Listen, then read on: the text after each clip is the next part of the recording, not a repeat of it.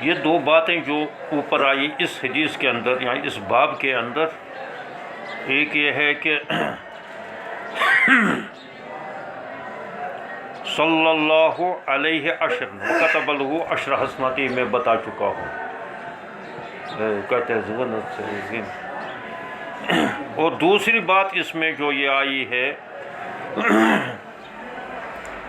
کہ اول الناس بی یوم القیامت اکثرہم علیہ الصلاۃ، جو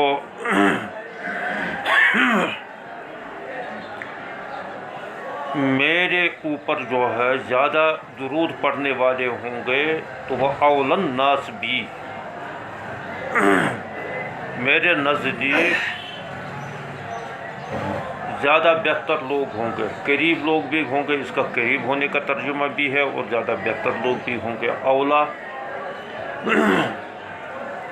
اگر اولا کو پڑھیں گے اسم تفضیل کا تو وہ جو ہے افضل لوگ، بہتر لوگ ہوں گے میرے نزدیک وہ۔ اور اگر یہ ہے اول الناس تو سب سے پہلے لوگ یعنی قریب لوگ مراد ہوں گے میرے نزدیک وہ کہ جو مجھ پر کثرت سے درود پڑھنے والے ہوں گے۔ اس وجہ سے سب سے بہترین عمل جو ہے حضور صلی اللہ علیہ وسلم کے ساتھ، علامہ کشمیری لکھتے ہیں کہ اگر کسی کو حضور صلی اللہ علیہ وسلم کے ساتھ اپنے تعلقات کو مضبوط کرنا ہو تو درود کی کثرت کرے، اگر اللہ تبارک و تعالیٰ کے ساتھ تعلق کو مضبوط کرنا ہو تو وہ لا الہ الا اللہ کی کثرت کرے، محمد رسول اللہ نہ پڑھے، سمجھے؟ بیوقوف کہیں کے یعنی وہ کلمہ توحید کی کثرت کرے۔ لا الہ الا اللہ تو تب تک ناقص ہے جب تک اس کے ساتھ محمد رسول اللہ ہوا۔ یعنی مراد یہ ہے کہ اس کلمے کو، یہ ایک عنوان ہوتا ہے لا الہ الا اللہ، جیسے حضرت موسیٰ علیہ السلام سے کہا یہ تو وہ کلمہ ہے، جب اس اللہ تبارک و تعالیٰ سے درخواست کی تھی حضرت موسیٰ علیہ السلام نے، مجھے کوئی خاص کلمہ بتا دیجئے کہ جس کو میں جو ہے اپنی زبان پر ورد رکھوں اور ہمیشہ کرتا رہوں، تو اللہ تبارک و تعالیٰ نے فرمایا کہ کل آج جب آؤ گے تو اس وقت پوچھ لینا، دریافت کر لینا۔ تو کل حضرت موسیٰ علیہ السلام بڑے اشتیاق سے اس انتظار میں کہ اللہ تبارک و تعالیٰ سوچ کر بتلائیں گے، اللہ تعالیٰ کو سوچنے کی کیا ضرورت تھی۔ اصل میں حضرت موسیٰ علیہ السلام کو اور مزید پیاس پیدا کرنے کے یا چاہت پیدا کرنے کے لیے اللہ تبارک و تعالیٰ نے ایسا کیا، باقی تو اللہ کا کو تو سوچنے کی تو ضرورت نہیں پڑتی۔ تو اس وجہ سے حضرت موسیٰ علیہ السلام نے عرض کیا، کل میں نے عرض کیا تھا تو انہوں نے کہا کہ ہاں وہی کلمہ جو میں نے حضرت نوح علیہ السلام، حضرت آدم علیہ السلام پر اور حضرت ابراہیم علیہ السلام دوسرے پیغمبروں پر پیش کیا ہے، وہی کلمہ لا الہ الا اللہ۔ حضرت موسیٰ علیہ السلام نے کہا یہ تو میں تو پڑھتا ہوں، اور جو ہے یہ تو تمام عام پیغمبر، میں تو چاہتا تھا کوئی خاص چیز ہو۔ تو انہوں نے کہا کہ آسمان اور زمین کے اندر اگر ایک پلڑے میں ڈال دیا جائے پوری زمین و آسمان کے تمام سیارے ستاروں کو ایک پلڑے میں ڈال دیا جائے، اور ایک پلڑے میں جو ہے ترازو کے ایک پلڑے میں اس کلمے کو ڈال دیا جائے گا تو یہ ان سے بھی زیادہ وزنی نکلے گا۔ تو اس وجہ سے اللہ کے ساتھ تعلق جوڑنے کا لا الہ الا اللہ ہے۔ دونوں تعلق بہرحال اس کا مطلب یہ ہے کہ لا الہ الا اللہ بھی جو ہے تعلق مع اللہ کا ذریعہ ہے، اور درود شریف جو ہے تعلق مع رسول کا ذریعہ ہے۔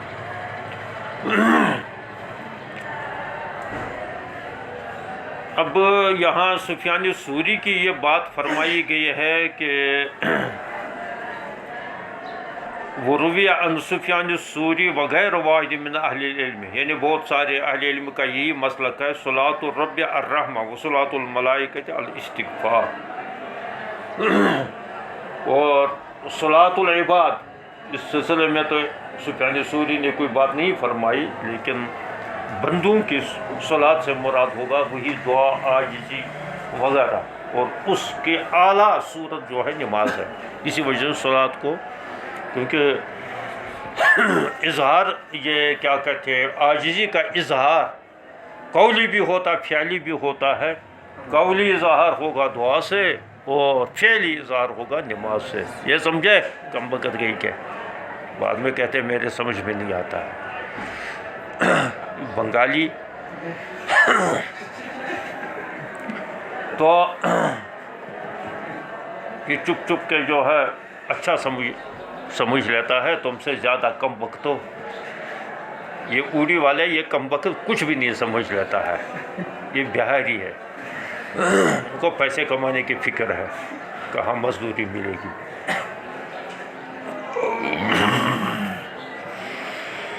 تو بہرحال وہ بات بھی جو ہے اس میں ملحوظ رکھ لینی چاہیے، یعنی تینوں چیزیں، تین نسبتیں اس کی ہو سکتے ہیں، اور تینوں نسبتوں کا یہ مطلب ہو سکتا ہے۔ سمجھ آیا؟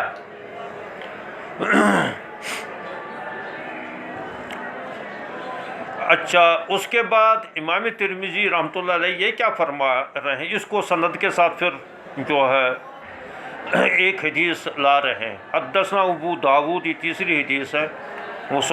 داود سلیمان بن مسلم البلخی، یعنی ابو داود اس کا نام جو ہے بدل ہے اس کا، سلیمان بن مسلم البلخی المصاحفی۔ حدثنا نضر بن شمیل عن ابی قرہ الاسدی عن سعید بن المسیب عن عمر بن الخطاب عن عمر بن الخطاب قال ان الدعاء موقوف بین السماء والارض لا يصعد منه شيء حتى تصلي على نبيك صلی اللہ علیہ وسلم۔ یہ حضرت عمر رضی اللہ تعالیٰ کا قول ہے، مشہور قول ہے، پڑھا بھی ہوگا بہت ساری جگہ، مشکات کے اندر بھی آئی ہے جی۔ جیسے جو عمر رضی اللہ تعالیٰ فرماتے ہیں کہ دعا جو ہے، کوئی بھی دعا ہو، یہ موقوف رکھتی ہے بین السماء والارض، اس میں سے کوئی چیز آسمان کی طرف نہیں چڑھتی جب تک نہ جو ہے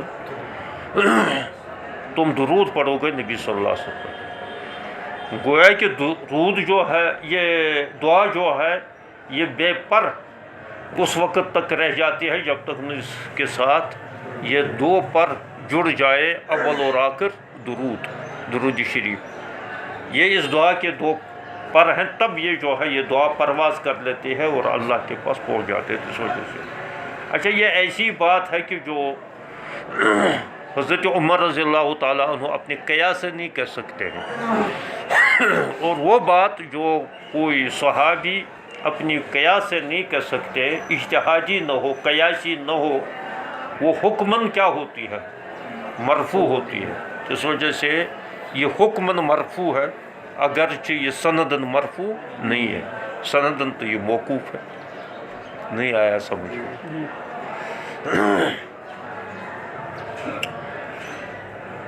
پھر امام ترمذی رحمۃ اللہ علیہ اس میں کیا فرما رہے؟ قال ابو ولا بن عبد الرحمن هو ابن یعقوب هو مولا الخرقہ ولا هو من التابعین سمع من انس بن مالک وغیرہ وعبد الرحمن بن یعقوب والد العلا هو من التابعین سمع من ابی ہریرہ وابی سعید الخدری ویعقوب هو من کبار التابعین قد ادرک عمر بن الخطاب۔ یہ بات سمجھو، یہ کیا کہہ رہے ہیں امام ترمذی؟ یہ کہتے ہیں کہ یہاں جو علا آئے ہیں،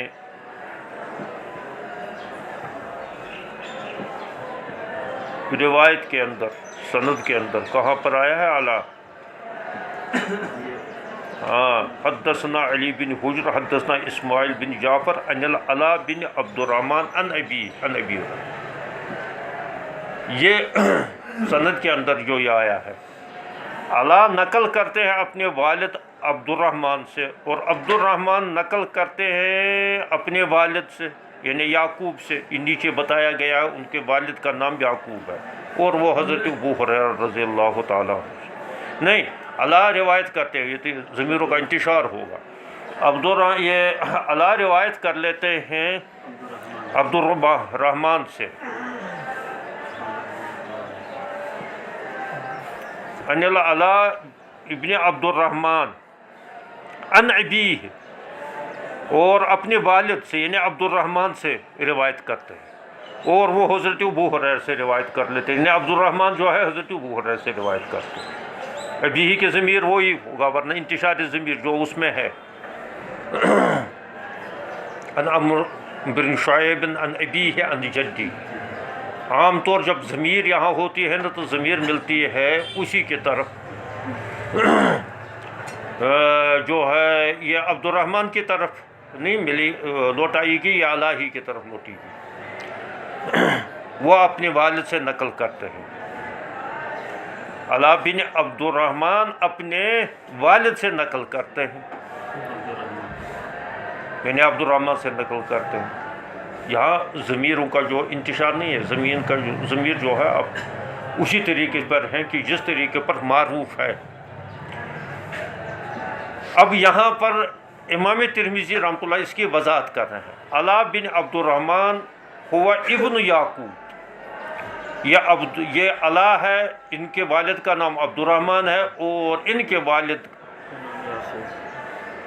بن عبد الرحمن ہوا ابن یعقوب، عبد الرحمن جو ہے یہ یعقوب کے فرزند ہے، یعنی دادا، ان کے علا کے دادا ہوگا۔ یہ مولا ہے الحرقہ کا، آزاد کردہ غلام ہے، حرقہ ایک شخص ہے، اس کا آزاد کردہ غلام ہے۔ والعلا هو من تابعین۔ اب امام ترمذی یہ بات کہہ رہے ہیں کہ علا بھی تابعین میں سے ہے، عبد الرحمن بھی تابعین میں سے، یعقوب بھی تابعین میں سے، ان میں صحابی میں سے کوئی بھی نہیں۔ یہ امام ترمذی کے کہنے کا مطلب ہے، اس کو یاد رکھ لینا کیا حقوق کہیں کے کتاب تو سمجھنی ہے نا، یہ حدیث ہے جس کا ترجمہ کر لیجئے، بس ہمارے کافی ہے وہ۔ یہ کہنے کا مطلب ہے ان کا ہوا یہ کہ وَلَعْلَا هُوَ مِنَ التَّابِعِينَ سَمِعَ مِنْ انس بن مالک، انہوں نے سنا ہے، یہ تابعین میں سے انہوں نے سنا ہے انس بن مالک سے، چونکہ یہ بعد کے تابعین ہیں، صغار تابعین میں سے، اس وجہ سے اس نے صغار صحابہ سے سنا ہے، کیونکہ حضرت انس بن مالک وغیرہ جو ہیں صغار صحابہ جو تھے، یہ تو صغار صحابہ میں سے تھے، تو ان سے انہوں نے روایتیں سنی ہے، تو لہذا اس معنی کر کے یہ تابعین ہے۔ عبد الرحمن بن یعقوب والد العلا، عبد الرحمن بن یعقوب جو ہے یہ علا کے والد ہے، کون؟ عبد الرحمن بن یعقوب۔ هو من التابعین، یہ بھی تابعین میں سے، سمع من ابی ہریرہ، انہوں نے درمیانے درجے کے صحابہ سے سنا ہے، جیسے حضرت ابو ہریرہ، ابو سعید خدری وغیرہ سے سنا ہے۔ وہ یعقوب هو من کبار تابعین، یعقوب بھی تابعین میں سے ہے، یہ کبار تابعین میں سے ہے۔ قد ادرک عمر بن الخطاب، اس نے حضرت عمر بن خطاب کا زمانہ پا لیا ہے، صحابی میں سے نہیں ہے، یہ تابعین میں سے، البتہ کبار تابعین میں سے ہے، انہوں نے پایا ہے اس کا زمانہ، حضرت عمر رضی اللہ تعالیٰ عنہ کو زمانہ پایا، اور ممکن ہے حضرت عمر رضی اللہ تعالیٰ عنہ کی بھی انہوں نے کچھ روایتیں نقل کی ہے۔ باقی رہا علا اور عبد الرحمن، انہوں نے وہ زمانہ نہیں پایا، تو اس وجہ سے ان کی روایتیں وہ کیسے؟ البتہ یہ ہے عبد الرحمن حضرت ابو ہریرہ کا زمانہ اس نے پایا ہے، تو کیونکہ حضرت عمر بن خطاب کے بعد بھی حیات رہے، تو اس وجہ سے ان کا زمانہ پایا، ان سے بھی اس نے روایتیں بیان کی ہے عبد الرحمن نے۔ رہا یعقوب نے تو زمانہ پایا حضرت عمر رضی اللہ تعالیٰ، لیکن حضور صلی اللہ علیہ وسلم کا زمانہ نہیں پایا۔ حدثنا عباس بن عبد العظیم العنبری، اب اس کو سند کے ساتھ بیان کرتے ہیں کہ کیا اس نے اب حضرت عمر رضی اللہ تعالیٰ عنہ کا زمانہ پایا یا نہیں پایا۔ اس کے ثبوت کے لیے ایک اور حدیث بیان کر رہے ہیں، انہوں نے حضرت عمر کا زمانہ پایا، یعنی حضرت عمر سے ان کی ملاقات ہے، ان سے کوئی روایت ثابت ہے، تو اس سلسلے میں بطور ثبوت کے وہ روایت یہ بیان کر رہے ہیں۔ حدثنا عباس بن عبد العظیم العنبری حدثنا عبد الرحمن بن مہدی عن مالک ابن انس عن العلا بن عبد الرحمن بن یعقوب عن ابیہ ان جدی ہی آ گئے نا اب یا جد سے، یعنی کس سے؟ یعقوب سے، یعنی ان جدی ہی وہ یعقوب کے اس کے عبد الرحمن کے یعنی اپنی جد سے جو ہے وہ نقل کرتے ہیں، ان کی جد سے نقل کرتے ہیں، یعنی اللہ کی جد سے وہ نقل کرتے ہیں، مراد یہ ہے کہ اپنے والد سے وہ نقل کر لیتے ہیں۔ قال عمر بن الخطاب لا یبع فی سوقنا الا من تفقہ فی الدین، نہیں بیچے ہمارے بازار کے اندر، یعنی خرید فروخت نہ کرے ہمارے بازار کے اندر مگر جس نے تفقہ فی الدین حاصل کیا ہو۔ حضرت عمر رضی اللہ تعالیٰ عنہ کا یہ قول وہ نقل کر لیتے ہیں۔ یہ اس بات کی دلیل ہے کہ یعقوب نے حضرت عمر رضی اللہ تعالیٰ عنہ کو دور پایا۔ یہ حدیث بیان کرنا مقصود نہیں ہے، یہ اس بات کا ثبوت پیش کرنا ہے کہ انہوں نے حضرت عمر رضی اللہ تعالیٰ عنہ کا دور پایا ہے، بس یہ ہے مطلب اس کا۔ حضرت عمر رضی اللہ تعالیٰ کا ایک قول ہے کہ ہمارے بازار کے اندر وہی خرید و فروخت کر لے جس کو تفقہ فی الدین حاصل ہو، ورنہ تو وہ کیا سودا کر لے گا، تو وہ تو کبھی سودی کاروبار کرے گا آج کی طرح، کبھی جو ہے منمانی کر لے گا، کبھی بئی فاسد کرے گا، کبھی بئی باطل کرے گا، اس ڈنگر کو پتہ ہی نہیں ہوگا۔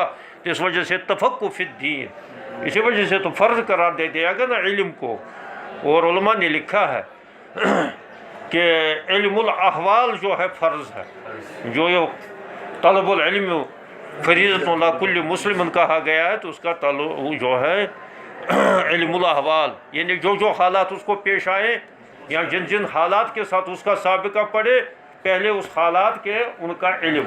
مثلا تم کم وقت تو امامت کرتے ہو، پہلے سے طے کر کے رکھا ہے نا ہمیں امامت کرنی ہے، تو امامت کا علم جو ہے اس کو حاصل کرنا مکمل طور ضروری ہے۔ اسی طرح سے اگر کوئی بزنس کرنا چاہتا ہو تو پہلے اس کے جائز ناجائز طریقوں کا علم جو ہے اس کو حاصل کرنا ضروری ہے، ورنہ جو ہے اس کو حضرت عمر رضی اللہ تعالیٰ یہی بات فرما رہے ہیں، ورنہ اس کے لیے اجازت نہیں ہے۔ یہ ہے اس کا مقصد۔ چل ابواب الجمعة باب فضل يوم الجمعة وبه قال حدثنا قتيبة قال حدثنا المغيرة بن عبد الرحمن عن أبي الزناد عن الأعرج عن أبي هريرة عن النبي صلى الله عليه وسلم قال خير يوم طلعت فيه الشمس يوم الجمعة فيه خلق آدم وفيه خلق أدخل الجنة وفيه أخرج منها لا تقوم الساعة إلا في يوم الجمعة وفي الباب عن أبي لبابة وسلمان وأبي ذر وسعد بن عبادة وأوس بن أوس قال أبو عيسى حديث أبي هريرة حديث حسن صحيح۔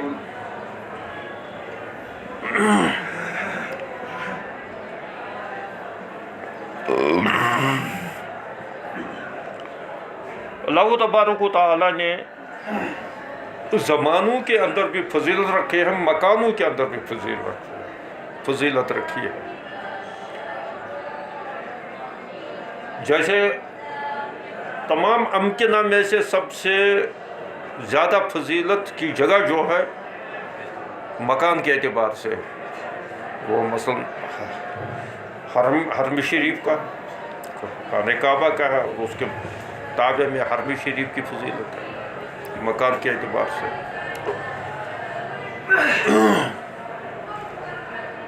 عرش کی فضیلت ہوتی تو لیکن عرش کسی مکان کا نام نہیں، اس وجہ سے اس کو وہ بس ایک اضافی چیز ہے، اس کی حقیقت کیا ہے ابھی تک تو ہم اس کو سمجھے نہیں، متشابہات میں سے، اور متشابہات کے چکر میں ہمیں پڑھنے کی اجازت نہیں ہے، اس وجہ سے وہ ہم عرش تو کہتے ہیں، اور کہنا کیونکہ قرآن نے کہا ہے، تو اس وجہ سے مکانوں میں سے سب سے اس زمین کے اندر جس میں ہم رہ رہے ہیں، بس رہے ہیں، تو اس میں مکانوں کے اعتبار سے سب سے زیادہ فضیلت جو ہے حرم شریف کی ہے، خانہ کعبہ کی اور اس کے ارد گرد ایریا کی، کیونکہ وہ خانہ کعبہ اس وجہ سے نہیں وہاں تعمیر ہے، اصل تو یہ خطہ ہی جو ہے اللہ تبارک و تعالیٰ نے اس کو جو ہے اپنی رحمت کی توجہ کا مرکز بنایا ہے، تو اللہ تبارک و تعالیٰ کی کوئی خصوصی رحمت اس پر پڑی ہے، خصوصی توجہ ہوئی ہے، تو اس وجہ سے اللہ تبارک و تعالیٰ اس مکان کو دے دیا۔ تو اس طریقے سے مکان کی بھی ज़माने की भी फजीलत है, ज़माने के अंदर सालों की भी फजीलत है, महीनों की भी फजीलत है, दिनों की भी फजीलत है।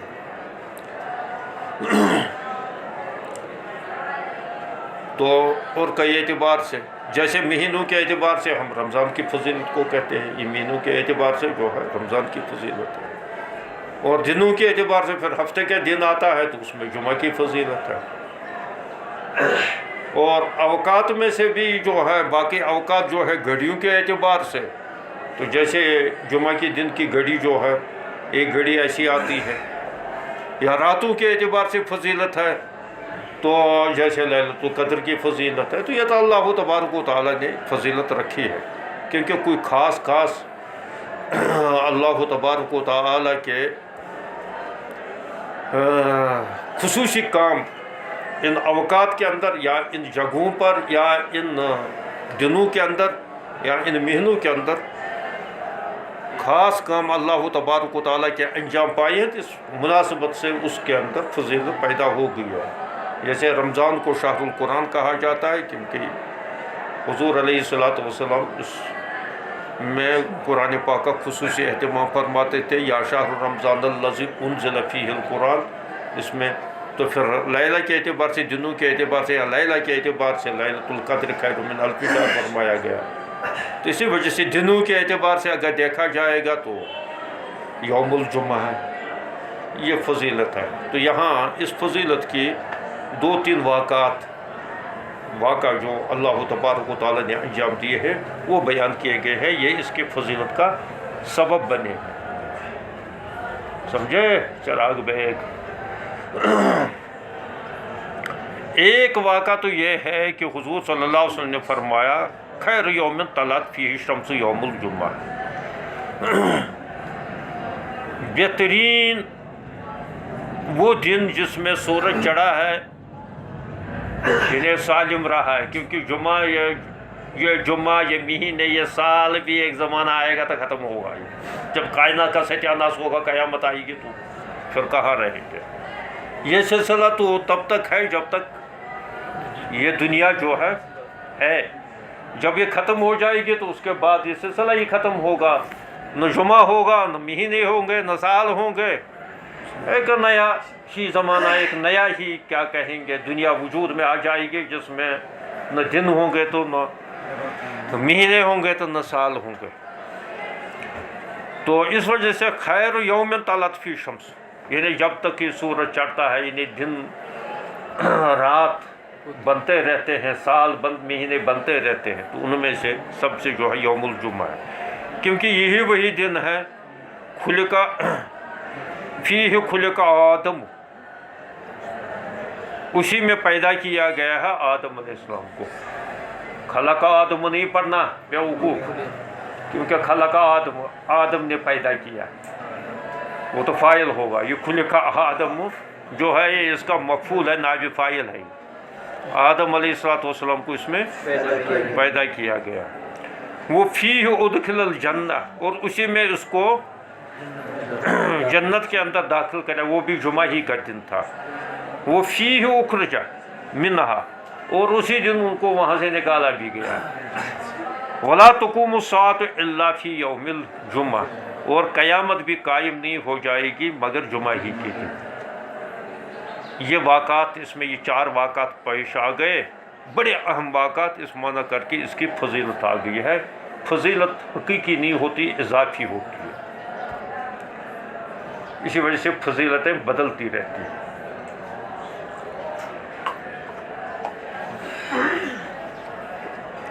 इस वजह से यहाँ 2 चीज़ें तो पर तो कोई इश्काल नहीं होता है।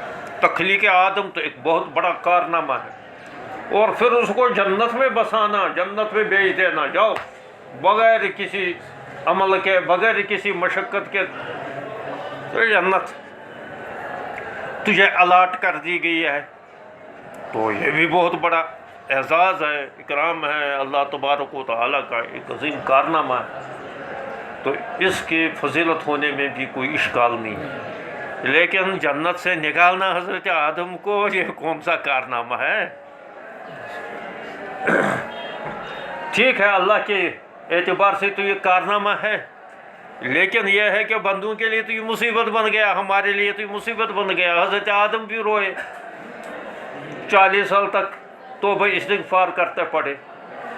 بقول ان کے یہ جو پہاڑی لوگ ہیں کہتے توبہ استغفار، توبہ استغفار۔ یہ توبہ استغفار جو ہے یہ کرتے رہے، تب جا کر کہیں جو ہے بخشش ہوئی۔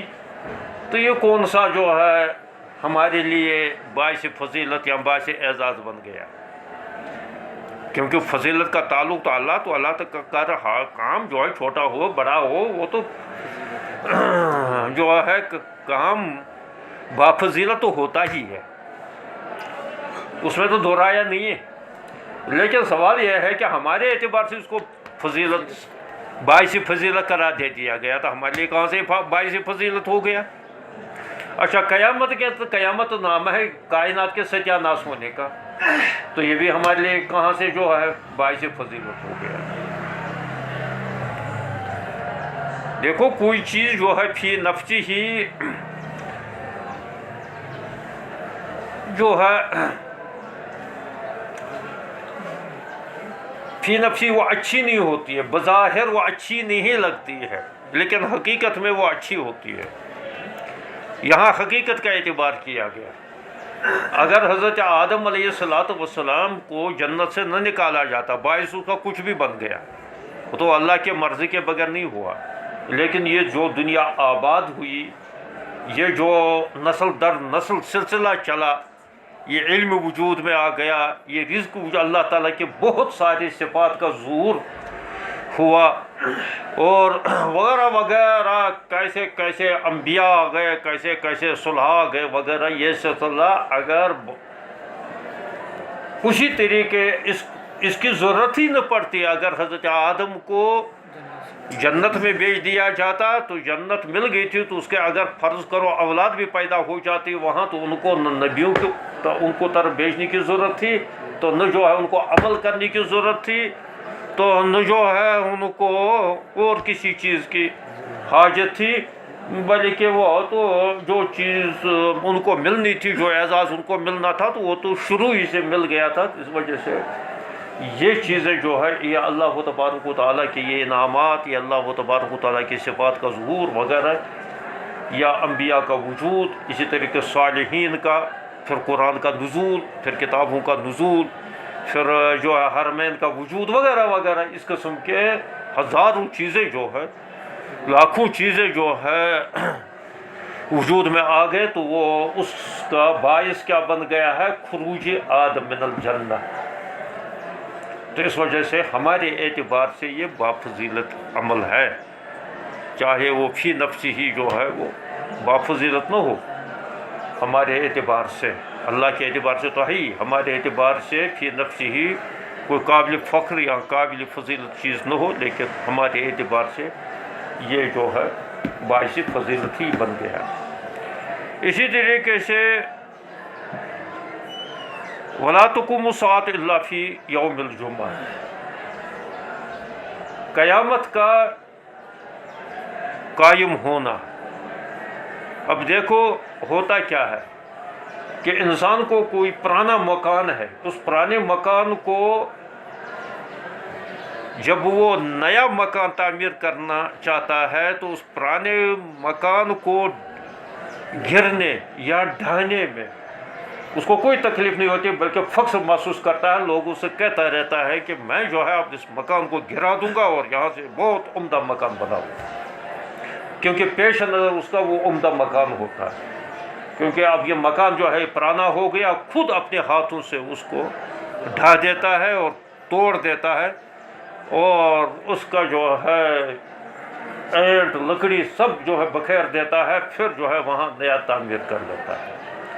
تو اس وجہ سے قیام ساعہ جو ہے اگرچہ اس میں اس کائنات کی تباہی ہو جائے گی، لیکن اس کی جگہ جو ہے نا نئی دنیا عالم آخرت وجود میں آئے گی نا، یا اگر پہلے سے وجود میں ہے، کیونکہ ویسے جمہور کا مسلک یہ ہے کہ عالم آخرت پہلے سے جنت جہنم وغیرہ پہلے سے موجود ہے، تو کم از کم وہ تو اس کی جگہ لے لیں گے نا۔ یہ ایسا یہ ہے کہ جیسے کسی نے پرانا مکان، پرانا ٹینٹ اٹھا کر جلا دیا اور نیا ٹینٹ بنایا جو ہے، جو پہلے سے تیار تھا وہ اس جگہ فٹ کر دیا. یہ ایسا ہی ہوگا. تو چاہے وہ نیا بنانا ہو، چاہے وہ پہلے سے بنا ہوا وہاں پر جو ہے قائم کرنا ہو، اس اعتبار سے ہے یہ بھی اللہ تبارک و تعالیٰ کے لیے جو ہے ایک عظیم کارنامہ ہے. تو اس عظیم کارنامے کی وجہ سے یہ ہمارے لیے باعث فضیلت ہو گیا، مومنین کے لیے باعث فضیلت. کیونکہ مومنین کی تمنا یہ ہے کہ ہم اپنے انجام کو پہنچ جائیں، ورنہ اس سے پہلے تو دنیا کے اندر مصیبتیں جھیلتے تھے اور اس کے بعد عالم برزخ کے اندر اب یہ اٹکے ہوئے ہیں، کوئی حساب کتاب نہیں ہے ہمیں کہاں جانا ہے، اصحاب الیمین میں جانا ہے، اصحاب الشمال میں جانا ہے. تو اس وجہ سے وہاں جو ہے اللہ تبارک و تعالیٰ ان کو فیصلہ کر لیں گے، جنتیوں کو جنت میں بھیج دیں گے، جہنمی کو جہنم میں بھیجیں گے، کیونکہ عالم برزخ کے اندر یہ رل مل رہیں گے. مومنین بھی کفار بھی اگرچہ کچھ یہ اپنے طور سے الگ رہیں گے، لیکن پھر بھی جو ہے ایک دوسرے کے احوال کو یہ جانتے ہوں گے، اور ان کو دیکھ کر اپنی بھائیوں کو یا اپنے رشتہ داروں کو، اپنے ماں باپ کو کفر کے حالت میں جو مرے ہوئے ہوں تو ان کے حال زار سے یہ غم زدہ ہوں گے. لیکن وہاں جنت کے اندر سب کچھ بھول جائیں گے. تو اس وجہ سے وہاں تو جو ہے یہ خوشی محسوس کریں گے. تو اس معنی کر کے یہ ہمارے لیے باعث فضیلت ہی ہوگا. یہ مطلب ہے اس کا.